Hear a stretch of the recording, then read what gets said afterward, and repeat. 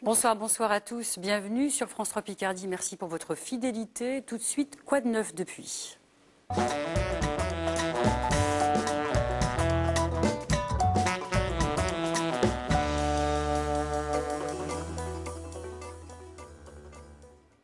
Ce soir, nous faisons le point sur le café-théâtre L'Escalier du Rire, situé à Albert. Une initiative originale qui dure depuis presque 10 ans dans cette ville moyenne de la Somme.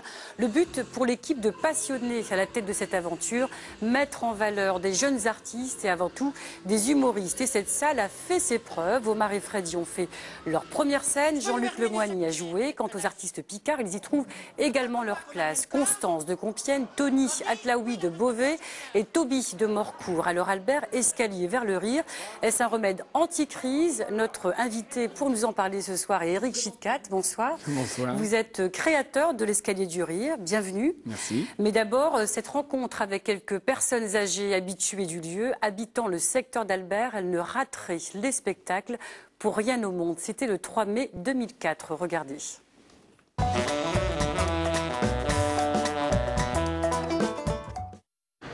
Ils sont au rendez-vous, comme toujours. Yvette, Françoise, Raymonde, Albert, Claude et Jean sont les meilleurs fans de l'Escalier du Rire à Albert. Pour fêter les 4 ans du lieu, ils sont comme chez eux. Leur première venue, c'était il y a 3 ans et demi, à peine quelques mois après l'ouverture. Depuis, difficile de faire les comptes. Combien de fois vous êtes venu ici? Bonne question, mais je serais incapable d'y répondre. La deuxième table. Je les appelle mes locataires parce qu'en fait, c'est un groupe de 6 personnes qui sont là, comme je disais tout à l'heure, il y a tous les 15 jours. Et grâce à eux, ça me paye le loyer du café-théâtre. Donc c'est devenu des amis, je dis que c'est un petit peu mes grands-parents, quoi.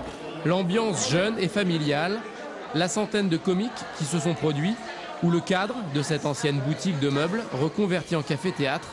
Un peu pour toutes ces raisons, les locataires du lieu ne se lassent pas de revenir. Tiens mamie, dis-moi ça.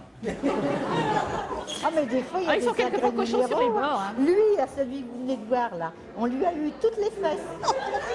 Avec de tels fans, l'Escalier du Rire a encore de beaux jours devant lui. Alors Eric Chitkat, donc vous les connaissez apparemment, on le voit dans le reportage. Que viennent-ils chercher chez vous?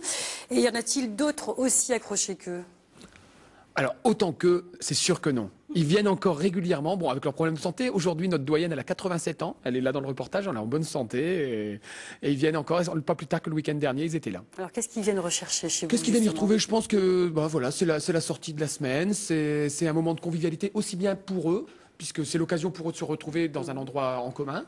Et puis voilà, ils y trouvent leur compte, on passe un bon moment, on est des générations différentes, on connaît maintenant leurs enfants, leurs petits-enfants, ils connaissent mes enfants. Alors, donc il y a des personnes âgées, on voit bien, Ouais. mais est-ce qu'il n'y a que des personnes âgées ou bien vous touchez d'autres types de publics? Oh non, alors là-dessus, on est très très ouvert. Alors bon, on a un peu plus de mal, je vais dire, à gérer la nouvelle génération, les 18 ans, les 20 ans. Ce qui est assez rigolo, c'est que dès que les jeunes se mettent en couple, on commence à les avoir. Dès qu'ils ont leur premier enfant, on les perd. Et dès que l'enfant est en mesure de se garder tout seul, eh ben on les retrouve. Alors est-ce qu'il y a une demande beaucoup plus forte en ce moment? On va dire que c'est une période où l'économie est un peu plus timide. Est-ce que les gens viennent davantage voir ces spectacles? Alors c'est assez rigolo parce que finalement, malgré ce qu'on appelle tout le temps là, cette fameuse crise, on n'a pas vraiment changé la fréquentation. On a un peu plus de gens en ce moment, ça marche plutôt bien. Ce soir, c'est quasiment plein, il reste une vingtaine de places. Demain, c'est blindé. Les gens ont envie de rire, en fait. Les gens ont envie de rire, il faut quand même faut pas s'arrêter de tout. Hein. Plus en ce moment que d'habitude. Bah, j'espère. Alors justement, c'est presque devenu une institution, je vous le disais, l'Escalier du Rire, structure créée par l'enfant du pays, Eric Chitkat, humoriste également, talent confirmé aux comiques débutants, il y en a pour tous les goûts, Franck Petit et Mustapha Nezari.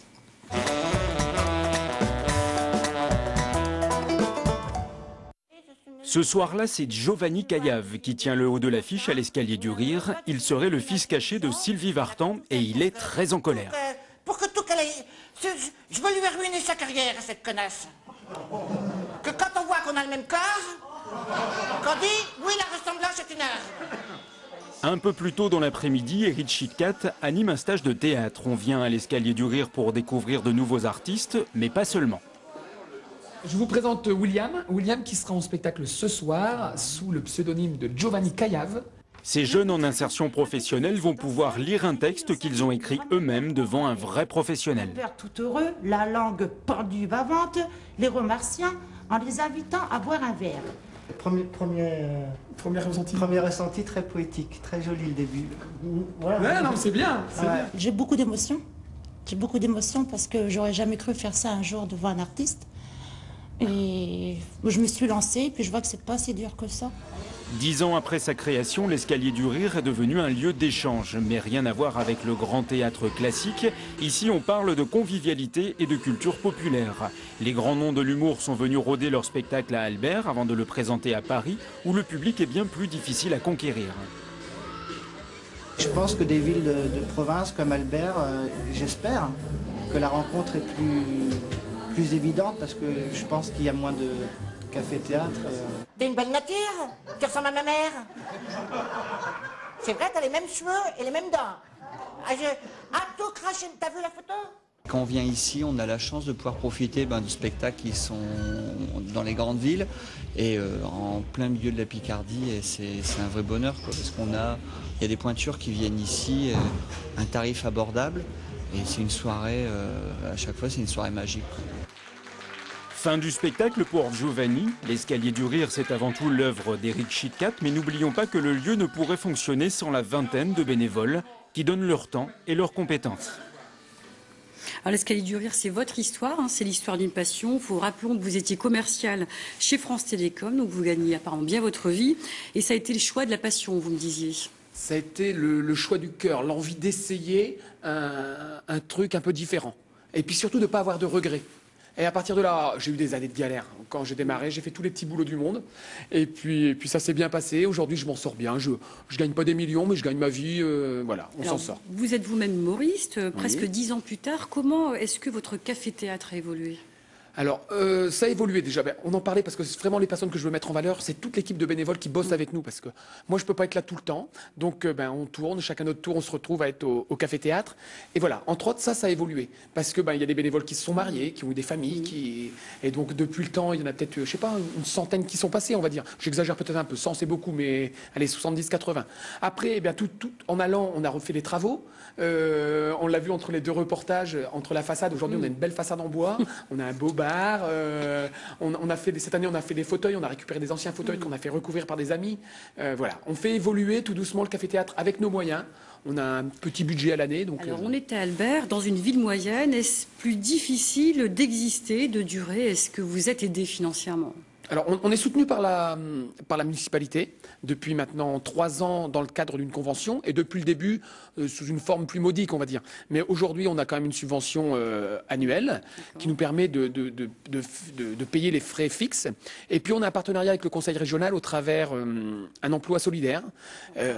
Parlons, on va dire, des artistes. Hein. Donc, en 10 ans, environ 1000 artistes, ouais. C'est ça? Alors, 1000 artistes, tout confondu, hein, je veux dire, parce qu'on a reçu des musiciens, on a reçu en humoriste pur, environ 500. Après, on a eu des artistes peintres, on a eu des musiciens, on a eu des chorales. Donc forcément, quand j'ai une chorale qui arrive, qui déboule à 20, mais ouais, à peu près 1000 artistes, il faudrait qu'on le sache exactement, mais on n'est pas loin de ça. Alors, lesquels vous ont marqué? Alors, on a eu tout. Je veux dire, le dernier qui m'a marqué, ça a été Joseph Cantalou. Il arrive pour l'ouverture de la saison du café-théâtre de cette saison et alerte au gaz dans la ville. On est obligé de faire évacuer tout le public. Il ne s'est pas dégonflé. Il a été faire son concert sur le parvis de la basilique d'Albert. Alors, vous souhaitez faire découvrir les nouveaux talents, hein, c'est ça votre but, hein? Alors, c'est surtout qu'on a des petits budgets. Les artistes qui viennent jouent à la recette. Tous les artistes qui jouent sont payés. C'est notre moteur de travail. À partir de là, forcément, donc je fais moi dans tous les cafés-théâtres de France. J'ai un relationnel, j'ai un réseau qui fait qu'on m'envoie d'autres artistes. Alors, et on tourne. On sent une vraie énergie chez vous. Comment souhaitez-vous faire évoluer ce lieu maintenant? Le faire évoluer. Je veux surtout que les gens s'y sentent bien. Aujourd'hui, c'est plus faire évoluer la compagnie en entier. Donc aujourd'hui, notre projet aujourd'hui, c'est on veut acheter un chapiteau pour pouvoir aller tourner un petit peu partout en Picardie.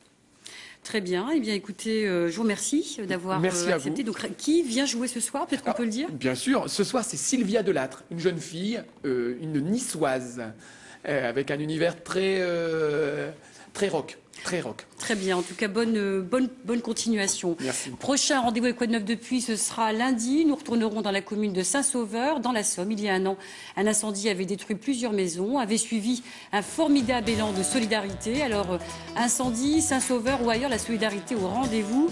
2 invités sont sur notre plateau, Gilles Delattre, le maire, et Nicole Labarre, une ancienne sinistrée de Guiscard. Mais tout de suite, l'information continue. Bonne soirée.